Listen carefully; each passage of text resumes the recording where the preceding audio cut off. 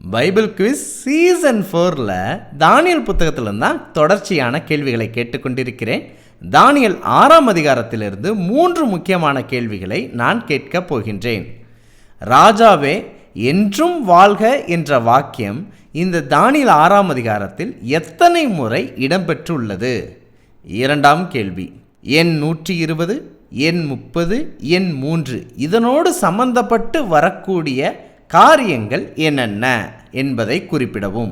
3ஆம் கேள்வி, யாருடைய ராஜ்யபாரத்திலெல்லாம் தானியலின் காரியம் ஜெயமாய் இருந்தது என்று வேதம் கூறுகிறது? இந்த 3 கேள்விகளுக்கும் நீங்கள் தேடி கண்டுபிடித்து உங்களுடைய பதில்களை எங்களுடைய வாட்ஸ்அப் எண்ணிற்கு அனுப்பி வையுங்கள்.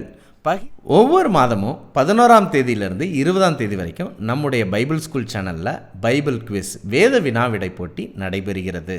இந்த மாதத்திலிருந்து செப்டம்பர் மாதத்திலிருந்து டிசம்பர் மாதம் வரைக்கும் இந்த போட்டியில் பங்கு பெறக்கூடியவர்களுக்கும் சரியான பதிலை அளிக்கக்கூடியவர்களுக்கும் டிசம்பர் மாதம் ஒரு நல்ல பரிசை உங்கள் வீட்டிற்கு அனுப்பி வைக்க நாங்கள் குழுவாக திட்டமிட்டிருக்கிறோம்.